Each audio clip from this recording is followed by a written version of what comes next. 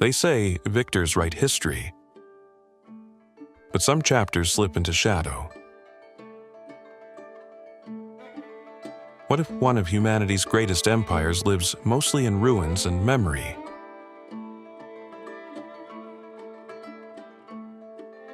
Beyond today's headlines, Iran, ancient Persia, offers wind-carved stones, quiet deserts, and cities where every courtyard whispers an older world at night.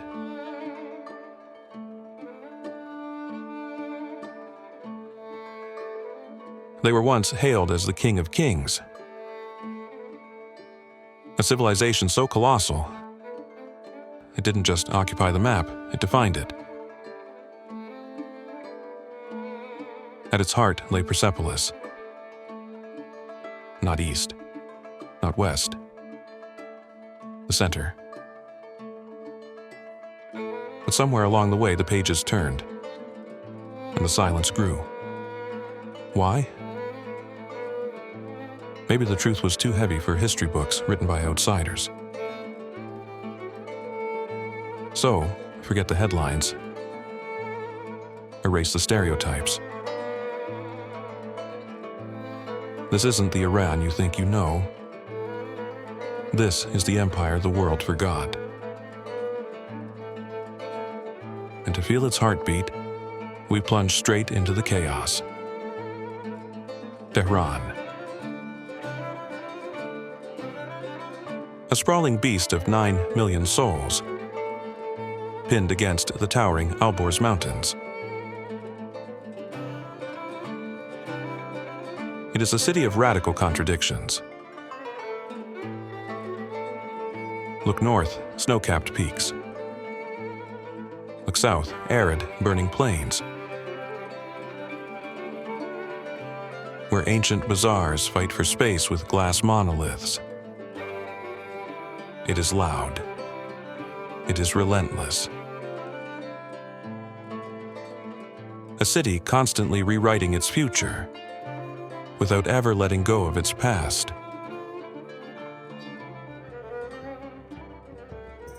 What began as a modest settlement on the edge of ancient Ray was pulled into history's spotlight in 1786.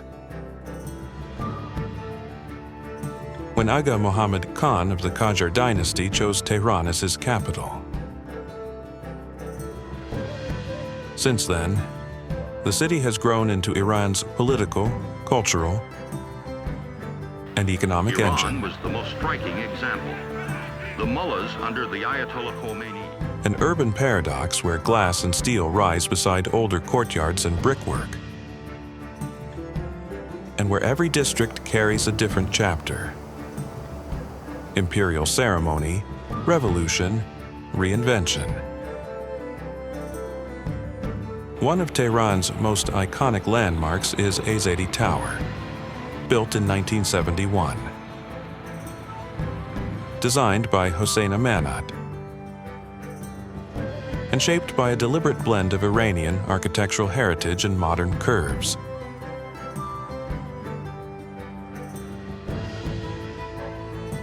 It feels like a sentence written in stone. One eye on the past, one on the future. Nearby, Golestan Palace, inscribed as a UNESCO World Heritage Site in 2013. Glitters with mirrored halls, marble details, and gardens that recall Qajar opulence, and the era when European aesthetics tangled with Persian taste.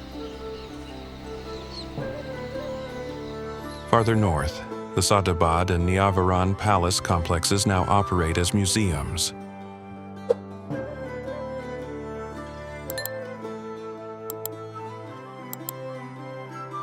Preserving royal artifacts and intimate traces of Iran's last monarchy.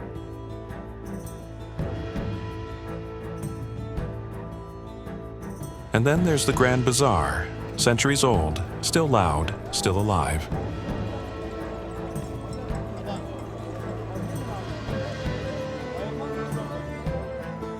An endless maze where commerce, tradition, and everyday life collide in one continuous rhythm.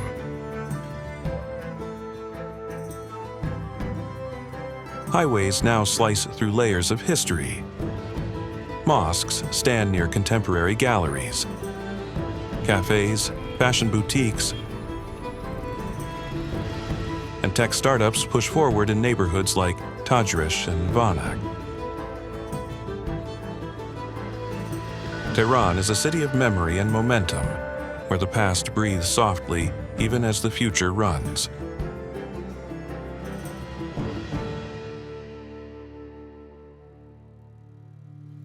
History of the Persian Empire isn't just a chapter in a textbook, it's a human inheritance. More than 2,500 years ago, Cyrus the Great rose from the highlands of Persia and built one of the earliest true superpowers the world had seen.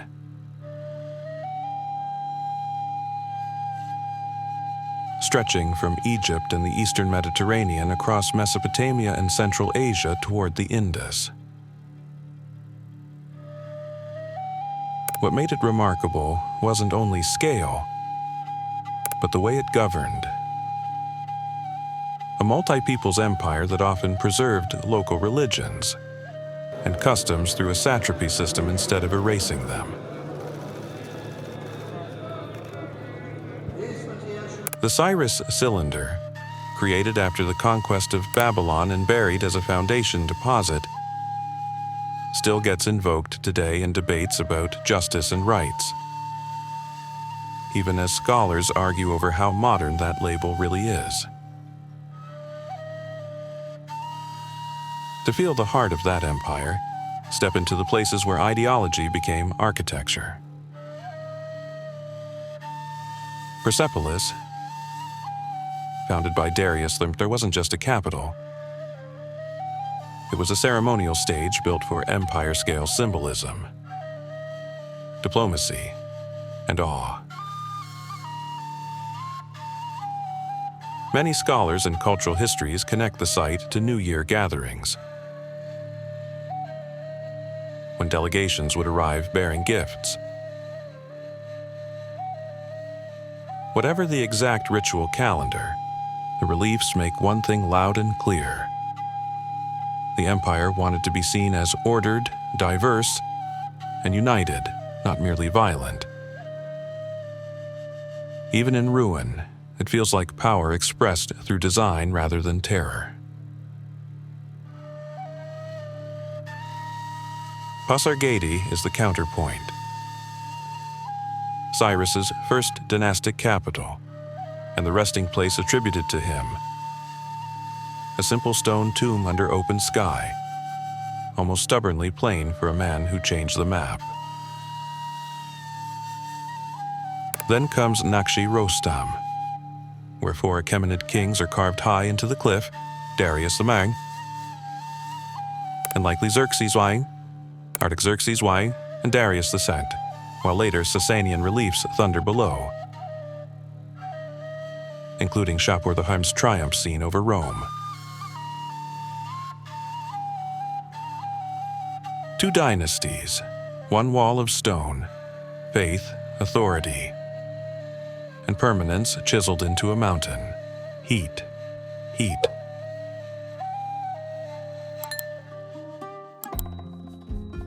Close your eyes and think of Iran. What do you see?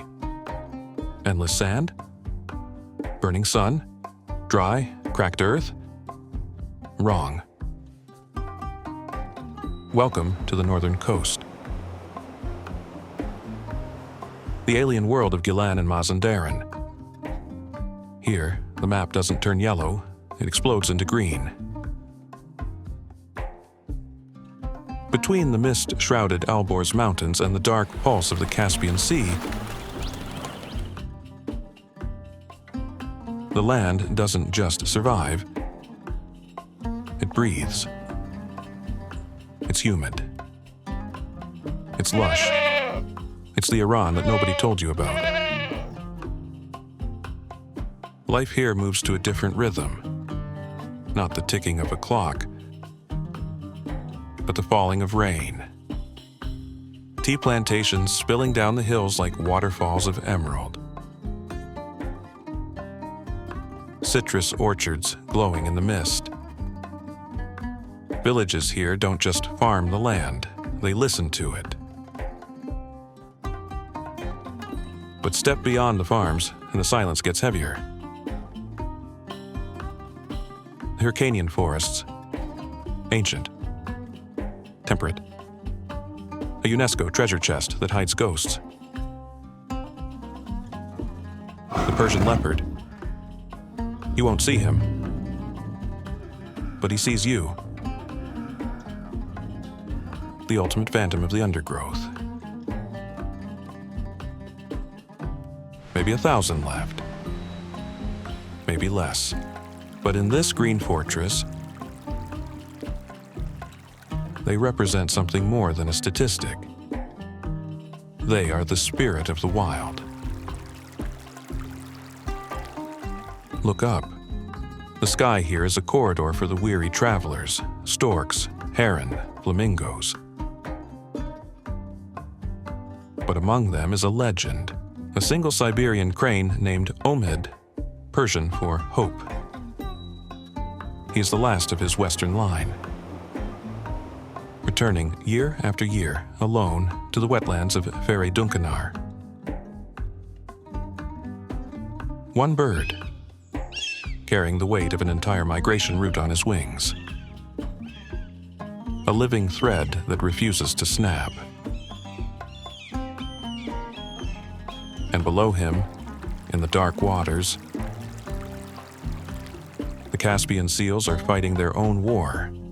Pollution, nets, a shrinking sea. They are gentle, yes, but they are fragile.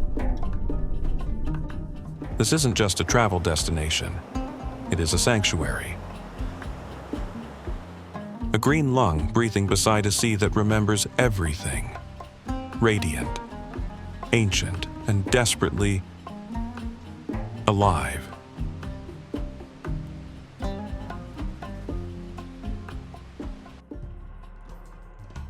Zagros, indomitable souls between rock and cloud. As the journey moves west, the land rises like a slow tide of stone. The Zagros Mountains, ancient, jagged, immense, run along Iran's western spine. A vast fold and thrust range that keeps climbing even in the imagination. From above, the ridges stack into endless waves. Shadowed valleys, hard light on bare summits, and corridors where silence feels older than language. These peaks are not gentle. Cliffs drop without warning, and on the higher shoulders of the range, snow can linger well into spring. Then the thaw arrives, brief but electric. Alpine meadows flare into color, meltwater threads into clear streams.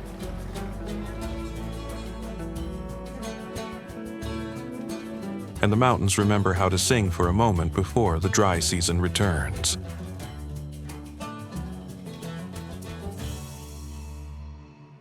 In early light, goat trails stitch across the slopes like silver seams. Paths carved by hooves, weather, and repetition.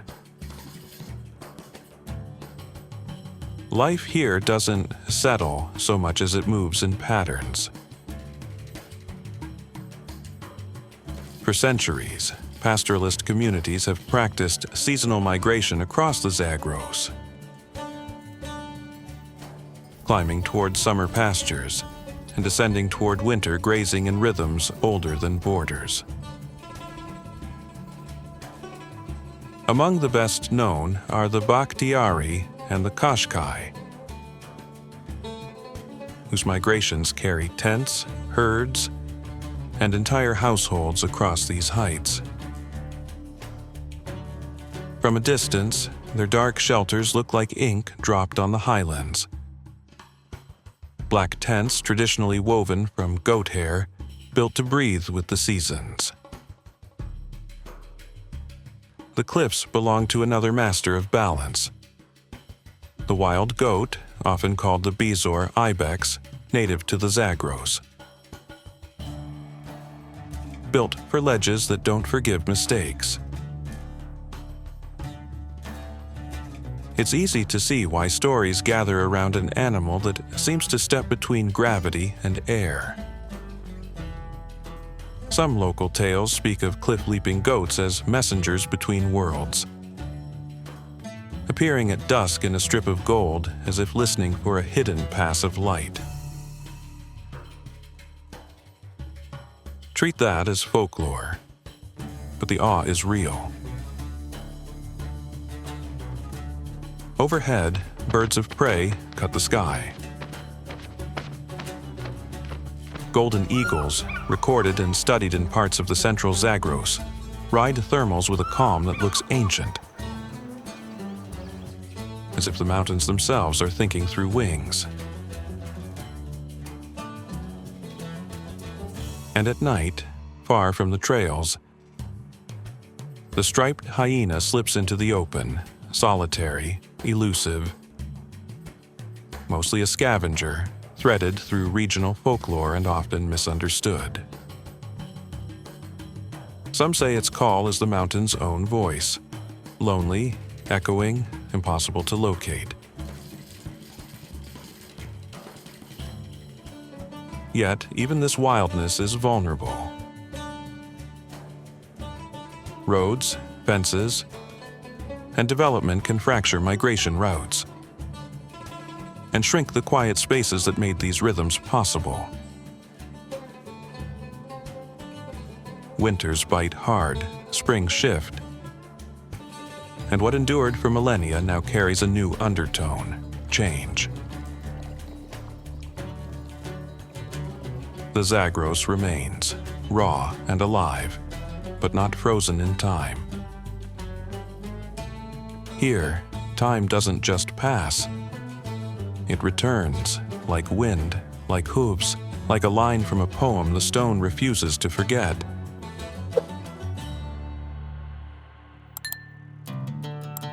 Kashan in the desert. As the route turns east from the Zagros, the landscape softens. Mountains loosen into plains, and bold greens fade into sun-drenched tones of sand, ochre, and burnt earth. At the doorstep of Iran's central plateau, with the salt deserts beyond, Kashan appears like a mirage that learned how to become a city. In spring, damask roses bloom in nearby villages, and copper stills turn petals into rosewater that perfumes markets and mosques alike. Even older, the Sialk mounds whisper of settlement stretching back millennia.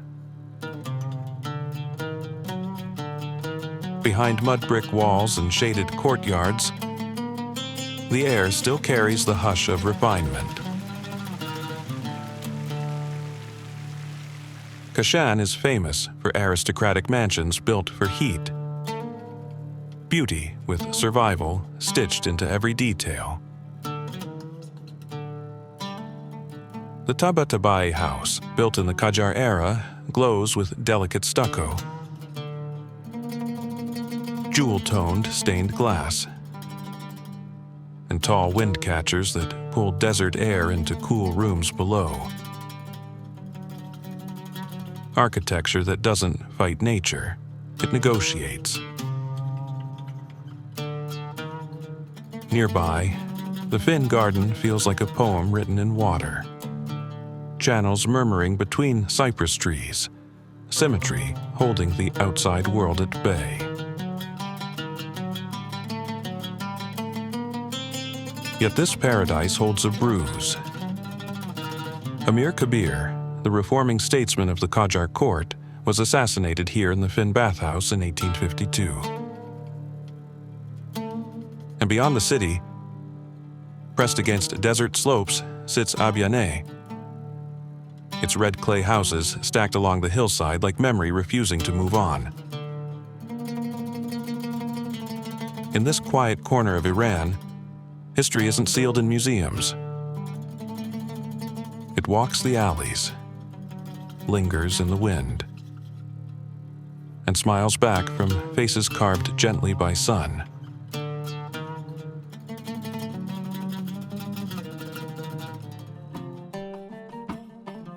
Isfahan, the pearl of the Middle East, beyond the desert's hush. A different kind of miracle rises, cool air, blue domes, and courtyards that feel like they were designed to slow the heart. Isfahan isn't called a pearl as decoration. It earns the title with every tile. As the Safavid Empire's showcase capital, especially under Shah Abbas I, the city wasn't built only to impress outsiders. It was engineered to lift the spirit, to prove that beauty could be a form of governance. Here, art, faith, science, and geometry don't compete, they collaborate, locking together like a perfect pattern. The old saying, Isfahan is half the world, wasn't just poetry. It was a bold claim, written in brick, turquoise glaze, and proportion. At the center lies Nakshi Jahan Square, one of the largest public squares on Earth, vast yet strangely calm. Its edges hold the elegant Sheikh Lotfollah Mosque, the Grand Imam Mosque, and the commanding Ali Kapu Palace, three different voices speaking the same visual language. Look closely, and the ornament becomes instruction. Symmetry, mathematics, devotion, pride. In the surrounding bazaar lanes, copper is hammered, saffron glows, and perfume drifts, turning everyday trade into choreography beneath skylights of brick. Follow the pulse outward to the Zayande Route, and the city's bridges reveal their second job. Siosipol and Kaju aren't merely crossings. They are stages for gathering, storytelling, and midnight songs. When voices rise beneath the arches, you realize Isfahan isn't just a place to see. It's a rhythm to feel. Timeless beauty doesn't live in perfection. It lives in harmony.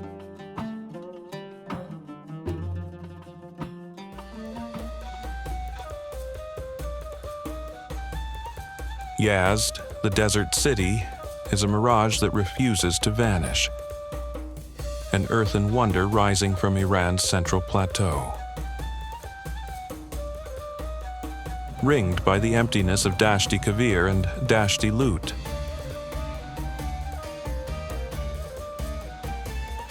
It thrives where life seems like it should surrender. Yet Yazd has endured by turning climate into design, shaping survival into beauty so completely that its historic core is now listed as a UNESCO World Heritage Site. Its skyline is stitched with minarets and wind catchers, badgers, tall towers that pull air down into shaded rooms long before air conditioning was even a concept.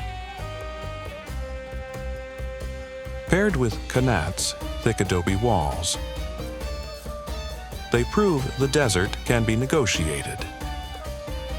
Heat becomes a material, wind becomes a tool, shade becomes a language. Yazd is also a heartland of Zoroastrianism, one of the world's oldest surviving religions. In the fire temple of Yazd, an Atash Behram is traditionally dated to 470 AD. While the current temple building was completed in the 1930s, old flame, newer walls. On nearby hills, the Towers of Silence stand like rings of stone, no longer used since the late 1960s. Walking Yazd is walking time. Sun-baked lanes tighten into cool shade. Mud brick walls hide unexpected courtyards. And every turn feels quieter than the last. At dusk, the call to prayer rolls across warm clay and the city turns amber, as if the desert is holding a lantern from within. Yazd doesn't shout to be noticed. It invites you to slow down, listen, and feel resilience made graceful.